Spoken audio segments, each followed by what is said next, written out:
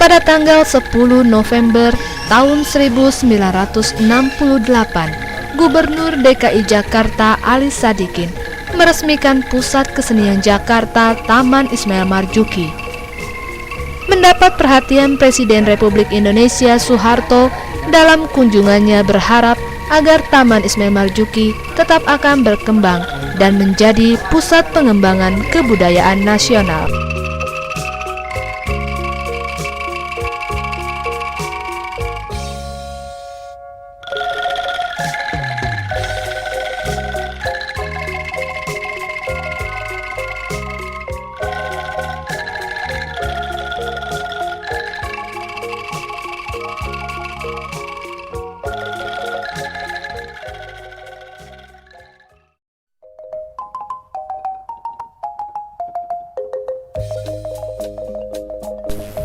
Taman Ismail Marzuki tidak jauh dari Monumen Nasional sebagai ikon kota metropolitan Jakarta. Tak seberapa jauh dari Monas terdapat gedung pemerintahan daerah khusus ibu kota Jakarta yang terletak di Jalan Merdeka Selatan. Dari arah kantor Merdeka Selatan, kita menuju ke Taman Ismail Marzuki melewati patung Tugu Tani tembus Cikini Raya. Dari Jalan Cikini Raya, terdapat papan reklame kesenian atau banner berukuran besar menyita perhatian pengunjung yang akan menuju ke Taman Ismail Marzuki.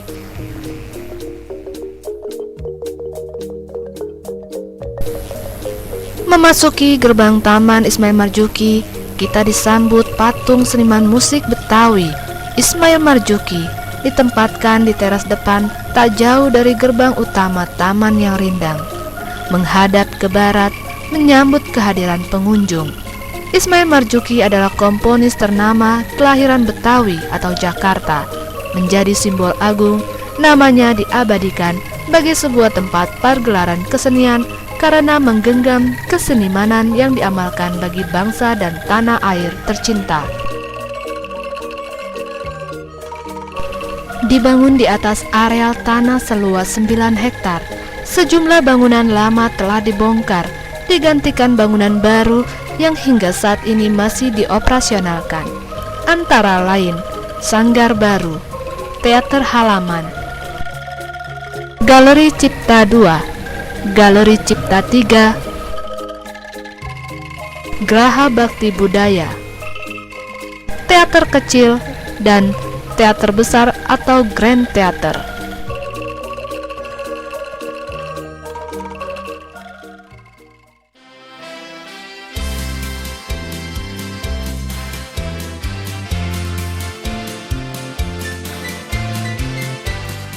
Sanggar Baru tak lebih sebuah bangsal atau pendopo yang banyak dijumpai di sekolah-sekolah tempo dulu.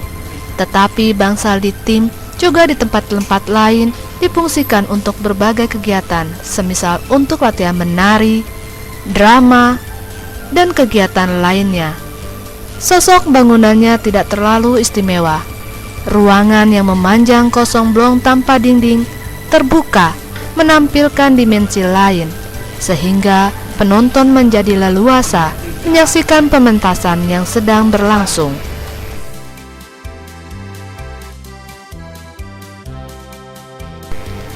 Teater Halaman atau teater terbuka dibangun dalam skala mungil. Bentuk fisiknya ala teater Yunani kuno. Semua yang ada di sini serba terbatas, mungil tetapi menarik. Menjadi bagian dari fasilitas peningkatan apresiasi budaya di Taman Ismail Marzuki.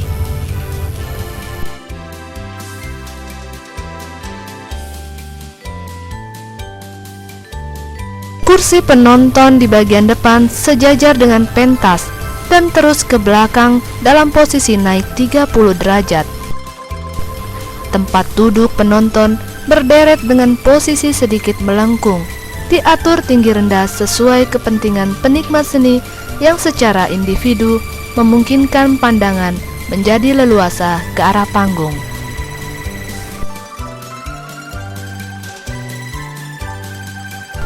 Di antara 7 bangunan baru, salah satunya adalah Masjid Amir Hamzah. Keberadaannya di salah satu sudut komplek Taman Ismail Marzuki, tepatnya di belakang Sanggar Baru. Masjid ini merupakan ide yang sangat terpuji yang dibangun oleh Maestro Ali Sadikin.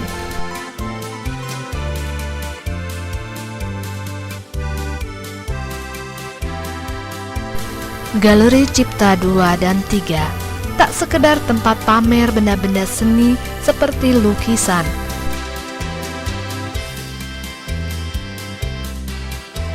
patung, instalasi, dan karya seni budaya lainnya, melainkan untuk acara seminar, pembukaan pameran lukisan, diskusi kesenian, peluncuran buku baru, dan sebagainya.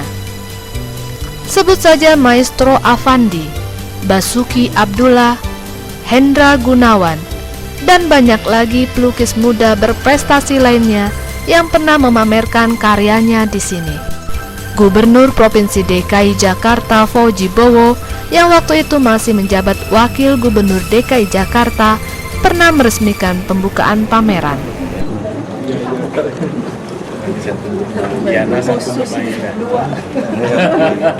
Kalau tanda tangannya panjang itu katanya orangnya baik. Oh, gitu ya. Asal jangan akalnya panjang, bagus juga. Oke, thank you. Terima kasih banyak.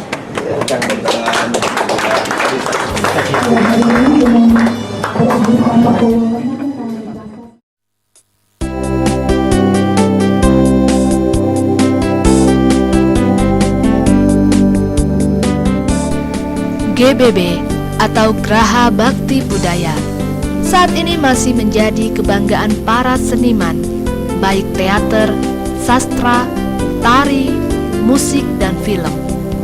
Merupakan panggung teater proscenium kedap suara, foyer atau ruang tunggu yang luas,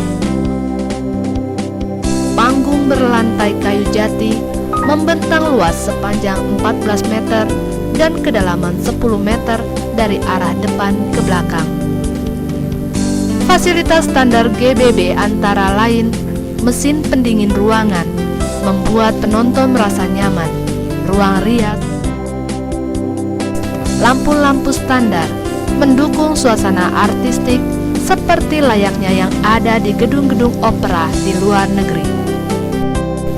Kapasitas tempat duduk tersedia sebanyak 811 buah kursi, terdiri dari 555 di bagian bawah dan 256 di balkon.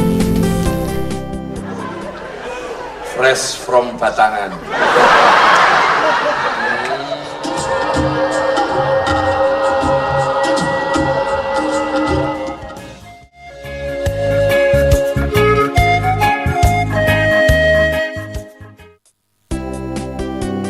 Graha Bakti Budaya dilengkapi fasilitas ruang kendali panggung proscenium, film proyektor, sound system, penata cahaya, dan recording modern. Fasilitas itu cocok digunakan di auditorium kedap suara.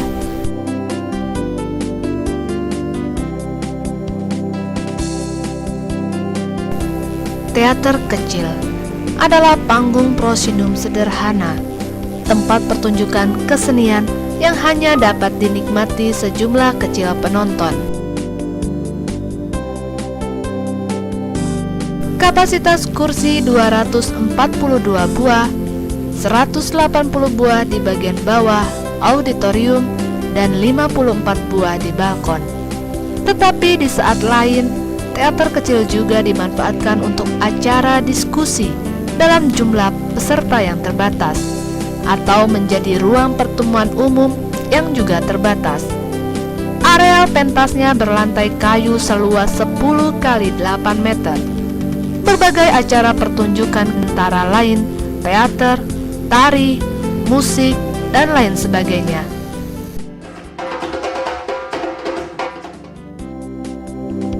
Posisi teater kecil tak hanya sekedar berdampingan dengan Grand Theater, tetapi memang menyatu, namun tersekat dinding pemisah, sehingga terkesan terhimpit fasad Fred Theater atau teater utama yang maha besar.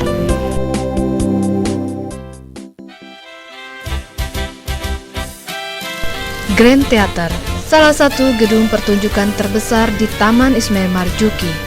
Fasad bangunan menjadi menarik dan kokoh karena menggunakan urat-urat logam baja ringan pada bagian tertentu, terutama sudut bangunan berwarna kemilau bila diterpa sinar matahari.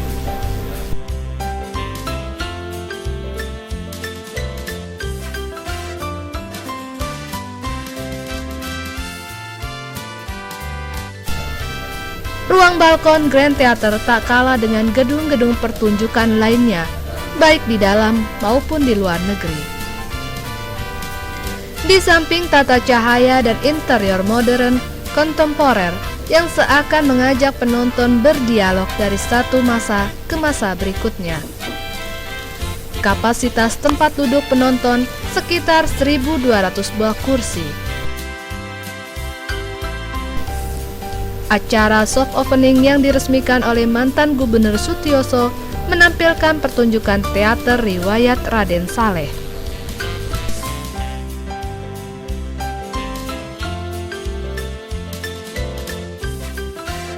Plaza Taman Ismail Marzuki yang cukup luas sering digunakan untuk acara pertunjukan kesenian, antara lain pertunjukan wayang kulit, pertunjukan musik, dan lain-lain.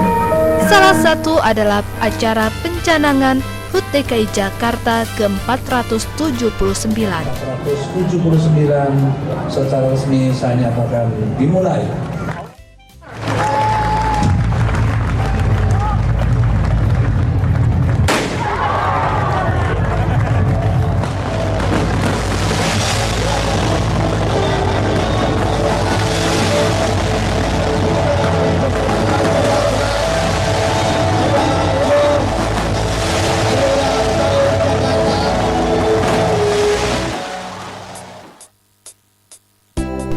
Di komplek Taman Ismail Marzuki juga terdapat Akademi Jakarta,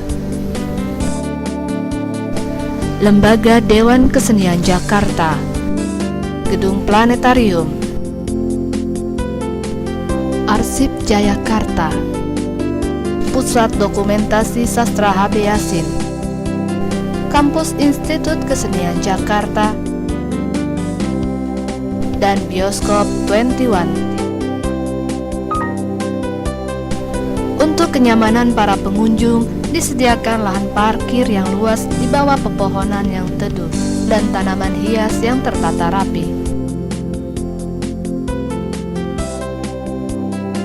Sejumlah kafe-kafe menyediakan hidangan berupa masakan Nusantara sampai mancanegara demi memanjakan selera pengunjung di Taman Ismail Marzuki.